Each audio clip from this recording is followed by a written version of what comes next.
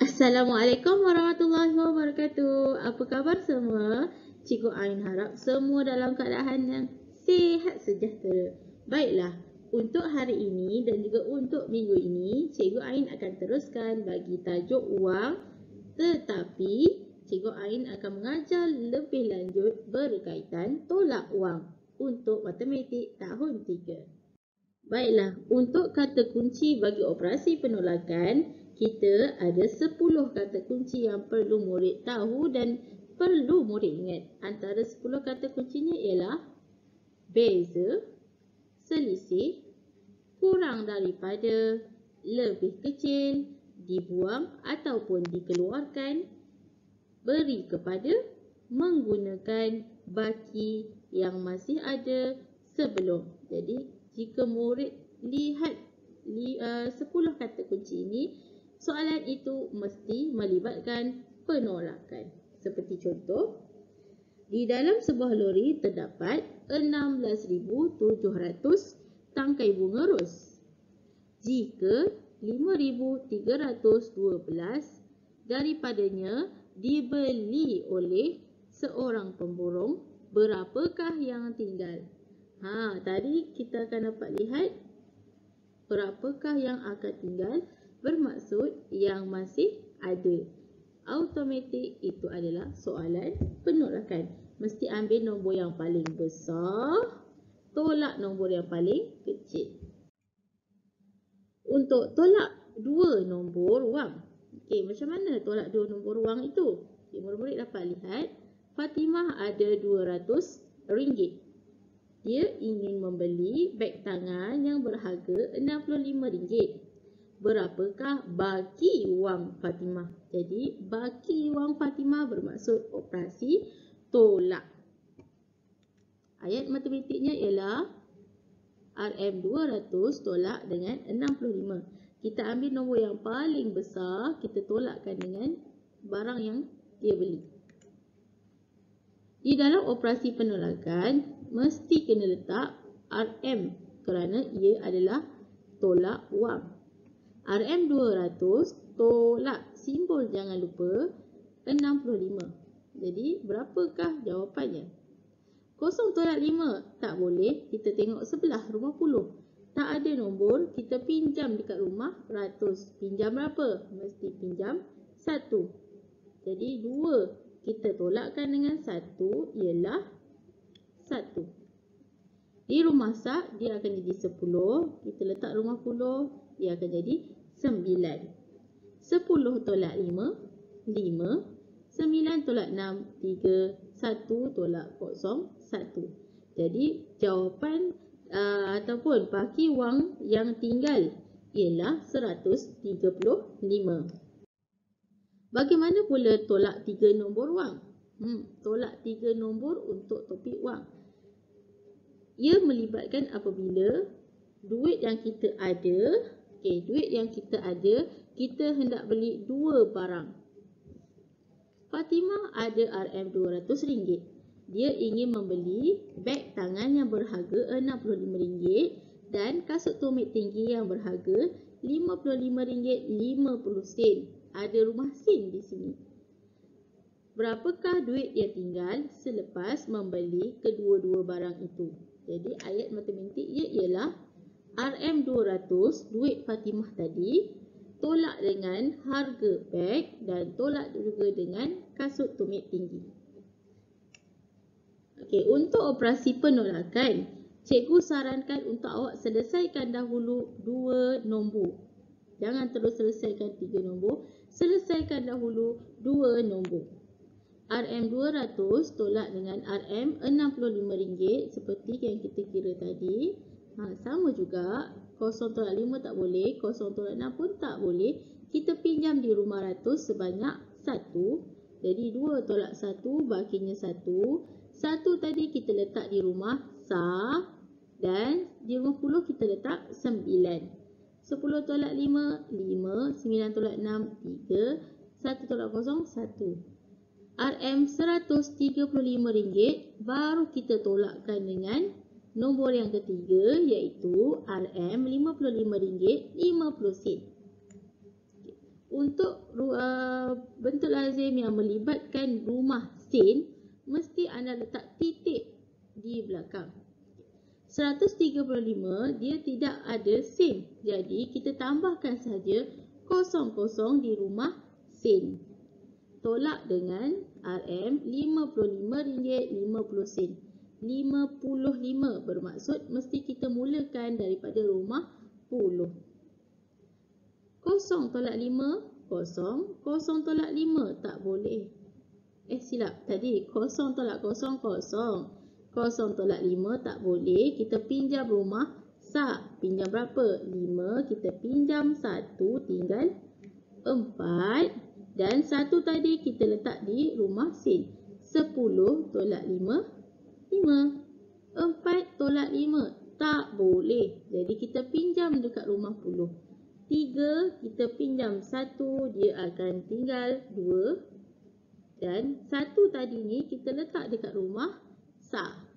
Jadi 14 tolak 5 dapat 9. 2 tolak 5, tak boleh. Jadi kita pinjam dekat rumah ratus, kita pinjam 1, dia akan jadi kosong.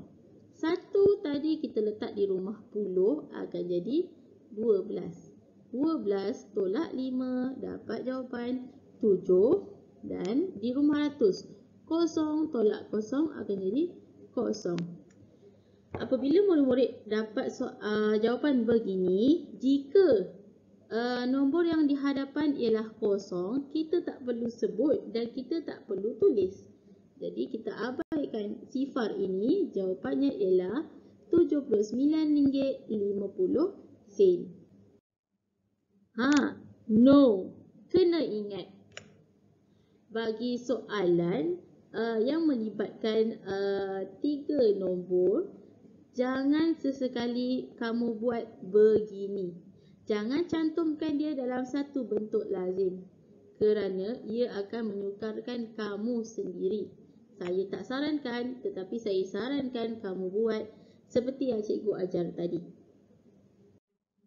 Okey, mari kita cuba.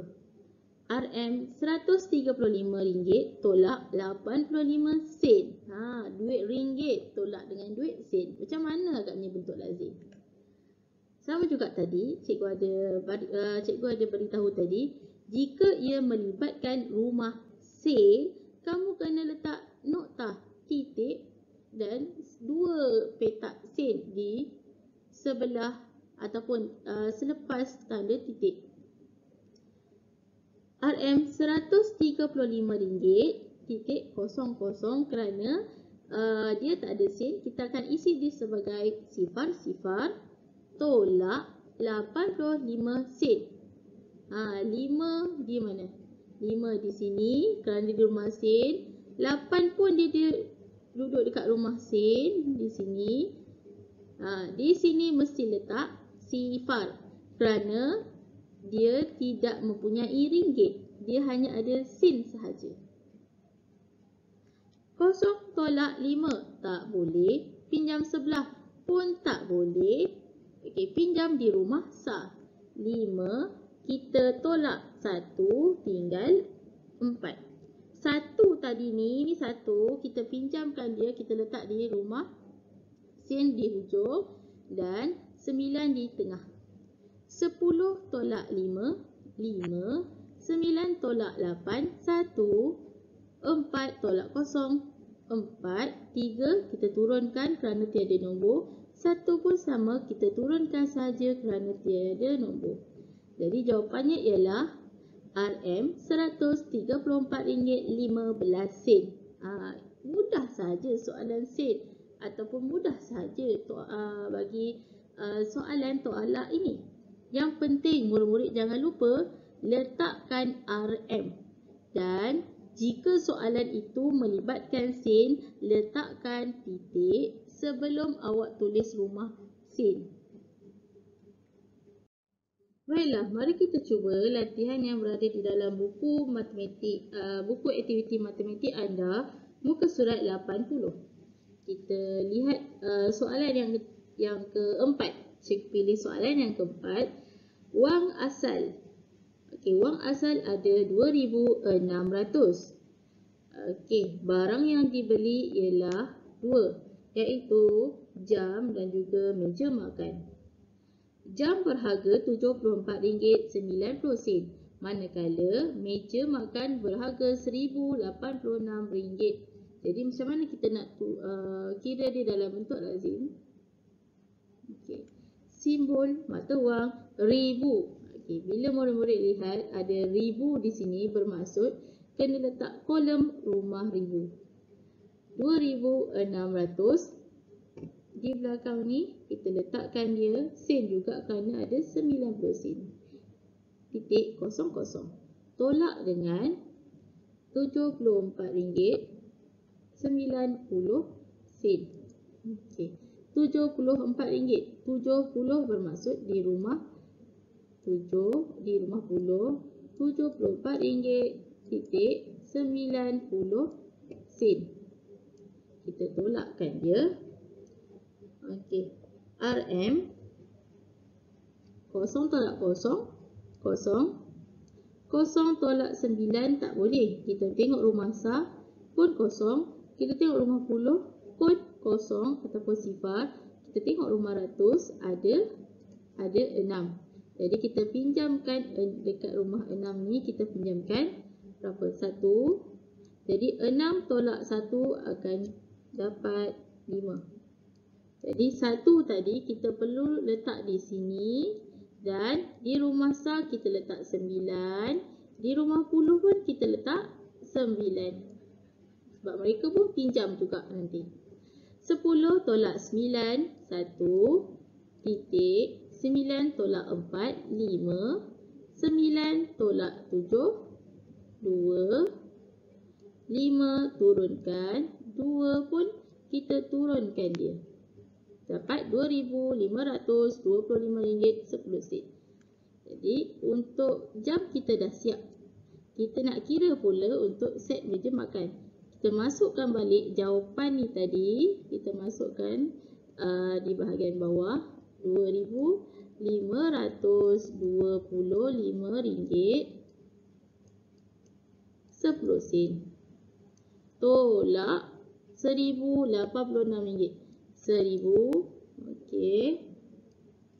86 ringgit titik kosong kosong. Sebab dia tak ada rumah sen, jadi kita letakkan dia kosong kosong. Sifar tolak sifar. Sifar. 1 tolak sifar. 1. Noktah titik. 5 tolak 6 tak boleh. Kita pinjam di rumah puluh. 2 tolak 1 jadi 1. 1 ni tadi kita letak di rumah sah. 15 tolak 6 dapat berapa? 9. 1 tolak 8 tak boleh. Kita pinjam dekat rumah ratus.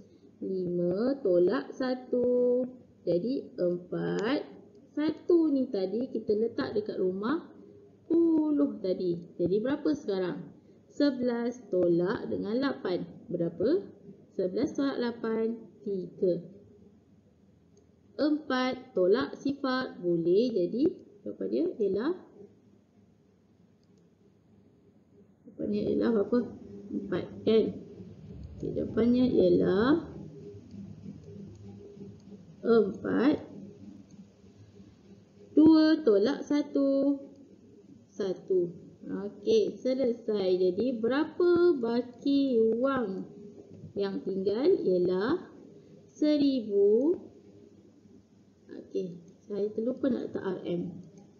Bakinya ialah RM RM1,439. Tak lawanya 10 sen. Ini adalah baki wang yang tinggal.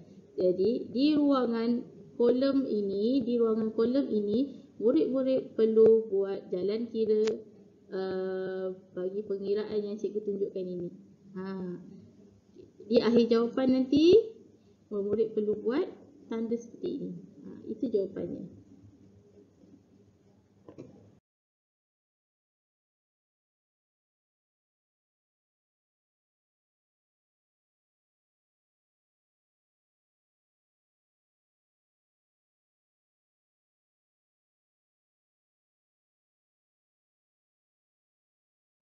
Mari kita cuba soalan abacus pula.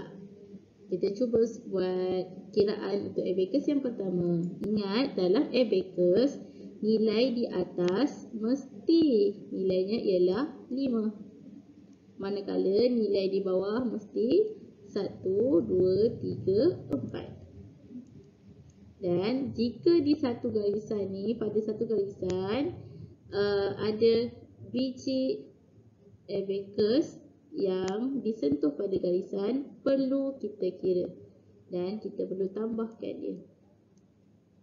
Mari kita lihat. Di atas ada sentuh, bermaksud 5. Di bawah tiada sentuh, bermaksud 0. 5 tambah 0 ialah 5. Garisan yang kedua, atas tidak ada sentuhan, 0, bawah pun sama, 0. 0 tambah 0, 0.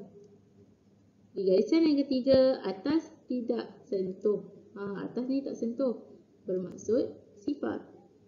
Manakala di bahagian bawah pun sama, dia tak sentuh dengan garisan di tengah, bermaksud 0. 0 tambah 0, 0. Untuk garisan yang keempat, kita lihat atas ada sentuhan pada garisan, jadi nilainya ialah 5. Dan di bawah pun ada. Berapa yang dia sentuh? 3. 1, 2, 3. Jadi kita tulis 3. 5 tambah dengan 3, 8. Di sini ada titik. Maksudnya kita kena letak titik juga. Untuk garisan yang seterusnya, atas tiada sentuhan, bawah ada sentuhan 4. 1, 2, 3, 4. Jadi atas ialah 0, bawah ialah 4. 0 tambah 4, 4. Dan garisan yang terakhir pula, atas ada sentuh, bawah tak ada sentuh. Jadi yang atas ialah nilai 5 dan yang bawah nilainya 0. 5 tambah 0, 5. Jadi jawapannya berapa ni? RM RM5,008.45. Jadi murid perlu kira jawapan di sini, mana jawapan yang sesuai.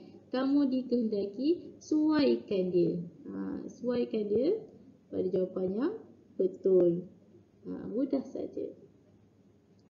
Selesai untuk pengajaran cikgu pada hari ini. Sebagai latihan pengukuhan, cikgu ingin minta semua murid cuba jawab soalan di dalam buku aktiviti matematik muka surat 79 dan 80. Soalan ni kita buat tadi. Jadi murid perlu salin semula sahaja jalan kira yang cikgu ajar tadi. Cuba anda buat di muka surat 79 dan 80. Soalan berkaitan dengan penolakan. Jika tidak faham atau tidak tahu ataupun perlu tunjuk ajar, boleh mesej Cikgu Ain. Cikgu, saya, nama anda, tidak faham soalan sekian-sekian. Jadi cikgu akan reply. Jika cikgu perlu video call, cikgu akan video call. Itu sahaja. Terima kasih. Assalamualaikum warahmatullahi wabarakatuh.